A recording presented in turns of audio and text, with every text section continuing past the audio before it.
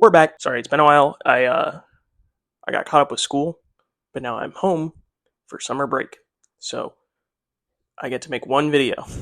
So I wanted to talk about something that's not Yu-Gi-Oh for once, which is interesting because I think the state of Yu-Gi-Oh is really interesting right now, and I do kind of want to talk about it, but that might be a different video down the line. The thing is, I have a lot of hobbies and interests that I want to talk about. You know, I'm a nerdy guy in his 20s. I collect comic books. I watch a lot of TV for children. And most importantly, I play the funny dice games that you play with your friends. I play tabletop role-playing games. And right now, there's a lot of low-stakes drama going on in the D&D space, which means I can come in and talk about it without a bunch of people getting super mad at me. Also, this video isn't super scripted. I have a bunch of bullet points on my laptop that I'll be just kind of like talking off of. This is more of a discussion video than it is like a video essay, which is kind of how these videos have always been structured, because I don't memorize my script and then I just kind of make stuff up as I go.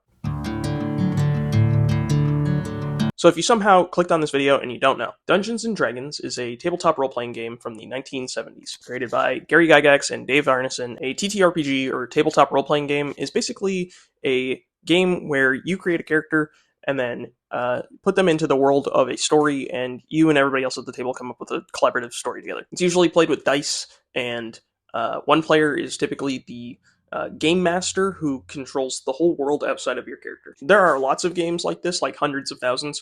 D&D is just the most popular one because it was the first. It's kind of a Kleenex or Frisbee situation. D&D was originally published by TSR in the 1970s, and then TSR was bought, I believe, by Wizards of the Coast in the 2000s, late 90s, 2000s, and then Wizards of the Coast, who are also the people who produce Magic the Gathering, were bought by Hasbro. So Hasbro owns Wizards of the Coast, who owns Magic the Gathering and Dungeons & Dragons. And as you can imagine, over the course of the last 50 years, the game has changed quite a lot. These are usually marked by new editions of the game, which are put out primarily to draw in new audiences, as well as fix the problems that older players had with the older editions. In the late 2000s, WotC put out the 4th edition of Dungeons & Dragons. I got it right here. That's right. I'm old school. Unfortunately, 4th edition was not super popular with the old player base and didn't really attract new players just because of the like weird World of Warcraft style gameplay that they had created for the game. The general unpopularity of 4th edition, along with what I assume to be low sales, or at least lower than they had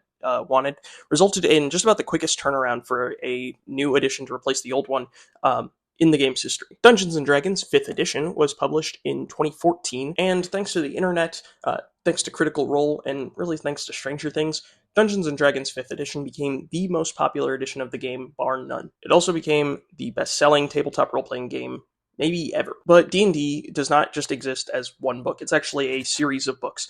Often there will be a player's handbook, dungeon master's guide, and monster manual as the 3 core rule books, and then the game is supplemented with rules revision books, adventure modules, and setting books to sort of give volume to the system and to help people play the way they want to play. And there are a lot of these for 5th edition. Something like 40 plus books exist in the 5th edition rule set. And that product line was further bolstered by a document called the Open Gaming License, or OGL. This document, made by Wizards of the Coast and Hasbro, allowed third-party publishers to create 5e compatible material and to sell it for profit. There's a bit more to it than that, but that's the gist of the document. This meant that not only was 5e reinforced by a swath of first-party material, but there's also tons of third-party material available on websites like DriveThruRPG or through Kickstarter that were made by players who knew exactly how they wanted to play the game and were offering you the tools to do it the same way. It was largely a win-win situation for everyone involved. The only real problem with doing things this way is a problem with tabletop role-playing games in general. That problem, which we'll expand upon a bit more later, is diminishing returns. Because really, outside of the player's handbook, you don't need all that much to play Dungeons & Dragons. Honestly, Dungeons & Dragons can be played for free with no rules, but that's not really playing Dungeons & Dragons, that's just kind of playing make-believe with some dice, which there is an audience for. My point is, outside of this, you don't really need that much to play the game. So as you keep going, every release has a smaller and smaller audience until you're not really making all that much money, especially considering how much money actually goes into producing the books. This is like the secret third reason that we get new editions of Dungeons & Dragons in the first place. In around 2022, 2023, WotC saw the writing was on the wall. I imagine they were not making as much money as they were putting into the books, or they were not meeting some arbitrary sales statistic set by Hasbro or upper management at WotC, and so they decided to effectively sunset the 5th edition. They announced new playtests would be coming for a system called 1D&D, and we'd all get to play it and then give our feedback, and then they'd take that feedback into account and build the new system. This was all in preparation for the D&D 50th anniversary. At the same time, they also decided to rewrite the OGL. The rewrite of the OGL was incredibly restrictive and threatened to take the entire industry of third-party publishers down. So a lot of players rioted. They walked back what they said. They released 5th edition into Creative Commons, which basically means they can't touch it anymore. And now we all get to make third-party content for forever. Yay! The problem is that whole experience left a bad taste in a lot of people's mouths, especially towards WotC and Hasbro as an entity. And the whole thing threatened the success of the new edition. People do not like change. That's a pretty blanket statement, I recognize, but that's also, very true. I just updated my laptop, and it has a whole new user interface, and I hate it. And it's not even like I really enjoyed the old interface, it's just the new one is bad, because it's new and different. People also don't like feeling like their money has been wasted. So when WotC announced that there'd be a new edition of Dungeons & Dragons, there were a lot of people going, why? I mean, who is this for? This is the most successful tabletop role-playing game of all time. I cannot oversell how much the success of 5th edition meant for the entire hobby. Before, Dungeons & Dragons was something you learned from somebody else who knew how to play. Sometimes your dad, your older brother, the guy down at your local gaming store. But thanks to the internet, thanks to Critical Role, thanks to Stranger Things, anybody could play this game now. The audience was huge. And so why would you replace something that's working? Well, the truth is, despite its popularity, 5th edition is not perfect. I'm not going to go into all the reasons I don't think it's perfect. That's really a different video entirely. And there's lots of videos out there explaining the problems with the system as a whole. Really, anything that you have wrong with a tabletop role-playing game is more down to your style as a player than it is a problem with the game. But like I said before, I imagine WotC was not hitting the sales numbers that they wanted to reach, especially with products like Spelljammer and Dragonlance, which I imagine did not have super high critical reception when they came out. Obviously, there were a lot of breakout successes in the 5th edition product line, particularly Eberron, which had the Artificer class, so you kind of had to buy it if you wanted the secret 14th class, and Ravenloft, which existed both as a campaign setting and the most popular 5th edition module, Curse of Strahd. There was also a ton of crossover material. Really, this is just an excuse to show off all my 5e books. There were books based on Magic the Gathering, which is another Hasbro/WotC property, and Critical Role's own campaign settings and adventures. And of course, there were adventures set all across the flagship setting for Dungeons & Dragons at the time, the Forgotten Realms. So there were successes, there were failures, but there were enough failures to warrant a new edition. 5.5 dropped with, of course, the core 3 rulebooks: Player's Handbook, Dungeon Master's Guide, and Monster Manual. There are also a couple starter sets, which are great because people can find these in bookstores and gaming stores and pick it up thinking it's a board game, and then they find out it's Dungeons & Dragons, and it's a completely different thing. But like I said before, a D&D edition is not defined just by the core 3 rulebooks, which are always going to come out, but by all the supplemental material and how well that sells. So let's talk about the current releases for D&D 5.5. Now, I should say, I don't own any of these books. I stopped playing Dungeons & Dragons a while ago in exchange for games that I prefer, but I'm still able to observe from the outside and see what people are talking about. The 5.5 Player's Handbook served to revamp all of the classes and ancestries and backgrounds for the game, as well as streamlining some things, like now all classes get their subclass at level 3, and also folded in a lot of material from Tasha's Cauldron of Everything, which is one of the rules revisement books that was very popular for 5th edition. The new DMG, or Dungeon Master's Guide, was actually useful. The previous Dungeon Master's Guide for 5th edition was not helpful. Outside of hosting the list of all of D&D's magic items at the time, the book really didn't tell you how to Dungeon Master. I learned a lot more about how to Dungeon Master from YouTube and actually running the game than I did ever reading that book. So the new DMG didn't really have to do much to beat the old one. It just had to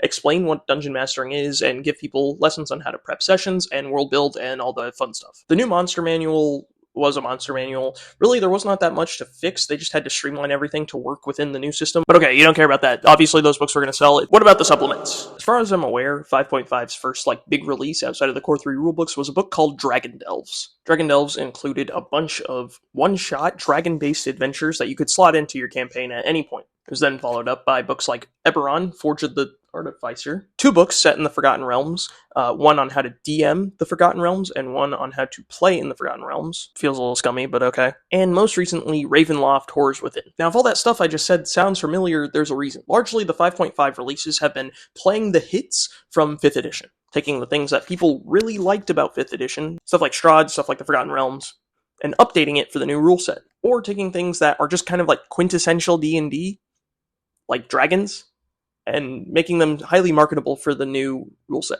And that's really where the current drama starts, is a lot of people are taking notice of how similar everything is, which has got us all asking, who's this for? If the new books are truly, really backwards compatible, like WotC said, then people don't need to spend their money on the new books. They already have them. And I mean, this is kind of backed up by the initial 5.5 release. When the books first dropped and everybody bought them, WotC announced that they were the fastest selling D&D books of all time, not the best selling, meaning that 5th edition, the old edition, is probably still the best selling version of the game. So okay, who is this stuff actually for? Well, it's not for the old players, unfortunately. 5.5 is WotC's attempt to really cash in on Dungeons & Dragons as a brand. Before, D&D was just a game, but in a post-Stranger Things, post-Critical Role world, D&D is a brand. It's pretty easy to find that big ampersand dragon thing on, like, everything. I have D&D branded shower shoes. D&D is not just a game now, it's a brand. It's got mainstream appeal. It's something that lots of people know about. And so the goal of WotC and their design team is to not just satisfy people who actually play the game, but to entice people who just kind of know what D&D is to try it. So okay, 5.5 is largely for new players. Does this mean that WotC is trying to throw out their old player base? I mean, not really, but the writing is definitely on the wall that I think players want something new. I was watching a video the other day, and the guy making the video, which I'll link up here somewhere in the description, said that Eberron was the last new D&D setting back in 2004, meaning it's been over 22 years since the people at WotC created their own setting and put it in a book. Like, obviously we have the Critical Role settings and the Magic the Gathering settings and all that stuff, but those are all licensed settings, even if the license is coming from WotC themselves. I think old players would really appreciate something new being introduced into the D&D space, and I think that's bolstered by the fact that Neon Odyssey made so much money on their Kickstarter. And believe me, D&D players are not the only people kind of having this problem right now. Way back in 2021, it was announced that Hasbro was licensing their major toy brands out to a small game company called Renegade Game Studios. The brands being licensed were Transformers, G.I. Joe, My Little Pony, and Power Rangers. Go, go, Power Rangers! Go, go, Power Rangers!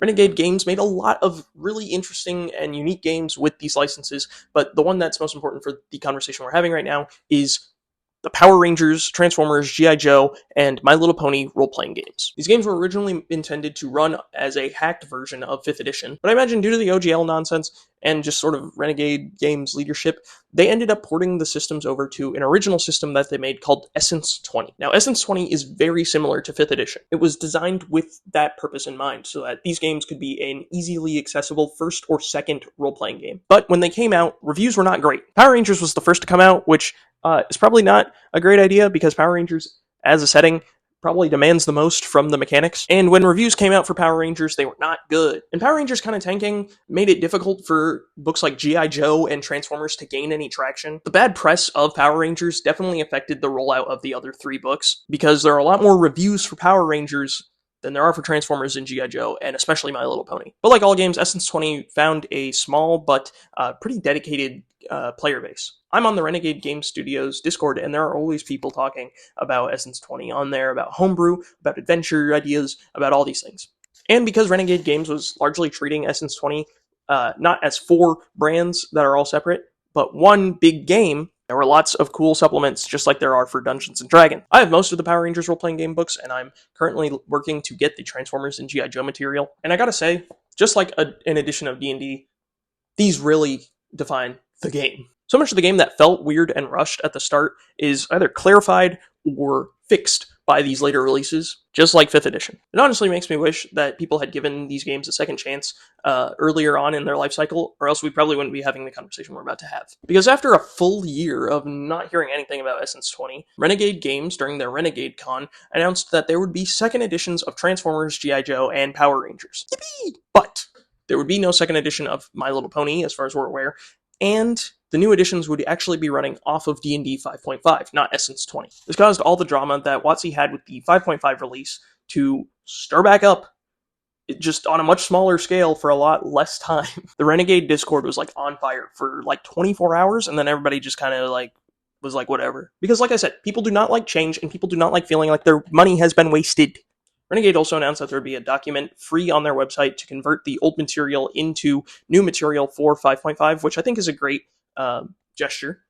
I would love it if there were rules to flip things back so that the 5.5 material is also compatible with the Essence 20 stuff, just for people who prefer this system. But now we have to ask the question again, who is this for? The Renegade devs came out and said, flat out, to everybody on the Discord who were freaking out, hey, Essence 20 did not perform well, or at least did not meet expectations, blah, blah, blah, blah, blah. And so as our way of fixing it, we have decided to port the system over to 5.5, which is a system that a lot of people already play. And I mean, yeah, I get it. Obviously, this is a business. They have to make a profit. And Renegade is a much smaller studio with a lot less resources than WotC is. But I think the mistake was putting all the blame on Essence 20 and not just on the concept in general. I hate to say it, but in 2026, Power Rangers, G.I. Joe, Transformers, and My Little Pony are not the big brands that they used to be. Go, go, Power Rangers!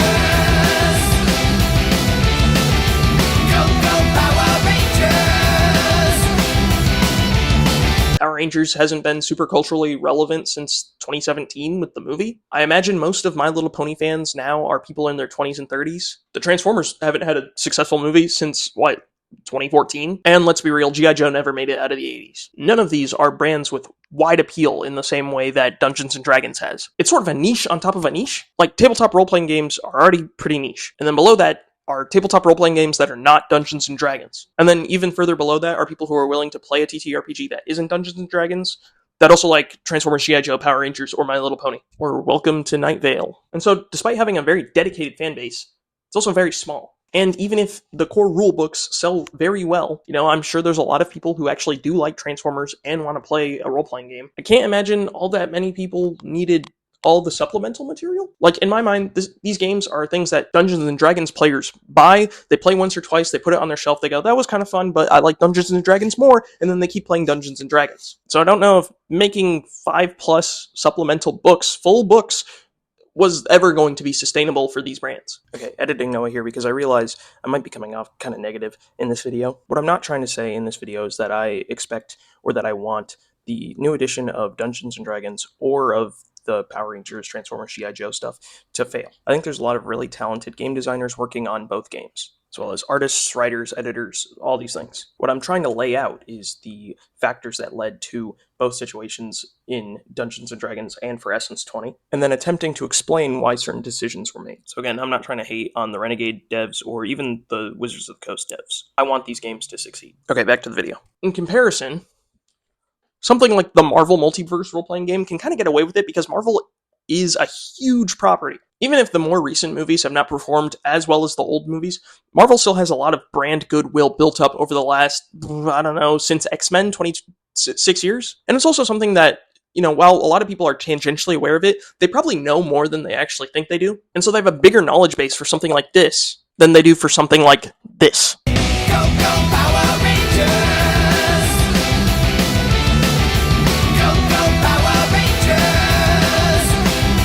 And really, that's what you're asking for when you make a TTRPG based on a specific property. Somebody at the table needs to have enough background in the property to be able to run the table. This isn't a problem that D&D really has because you can just file all the serial numbers off everything and just say, oh, it's the generic fantasy world. But if you're playing the Power Rangers RPG, you want somebody who knows a lot about Power Rangers. This is kind of the reason I've never run the Star Wars RPG, because I don't feel I have enough of a knowledge base about the Star Wars universe outside of the main movies to run that game. So I think it's kind of a mistake to say that they're canceling Essence 20 because Essence 20 underperformed, and more because these 4 brands are underperforming in 2026.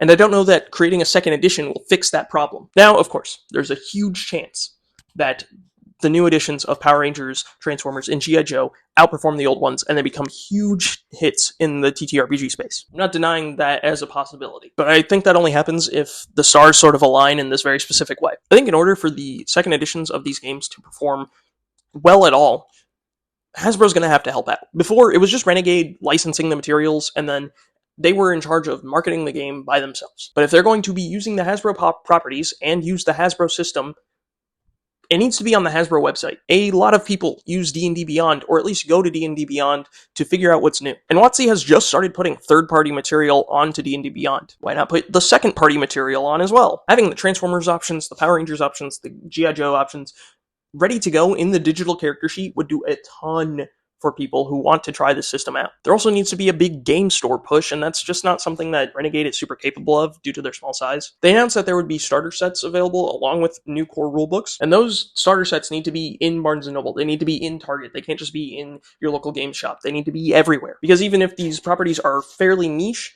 kids will see a Transformers thing and pick it up and be like, oh, I want to play a Transformers thing. And your dad will see a G.I. Joe thing and go, I remember G.I. Joe, let's give it a try. I also think Renegade's got to get their stuff together. It's pretty common for there to be a lot of typos or just weird rulings not explained very well, or things that were from previous editions of the playtest material just in the finished book that don't come up ever again in these books. The editing is kind of a mess. You cannot put out a product with bad editing and then keep putting out a product with bad editing. Trust me, I make YouTube videos. You need people to proofread these things like 19 times over. And I'm sure they do, and they just don't catch stuff. But it's like kind of a joke in the Renegade Discord how much of this stuff is just left behind. The biggest example I can think of is the Quantum Ranger in A Jump Through Time has a whole section for quantum dice on his main class chart, and that's just not brought up at all in any of his abilities. When you ally yourself with Hasbro in their system, you have to stand beside Hasbro in terms of quality, and you have to stand beside everybody else using the Hasbro system. Lastly, I think the way that we're supposed to get these games is kind of weird. It was announced on their live stream that they would be crowdfunding the Transformers and G.I. Joe role-playing games together,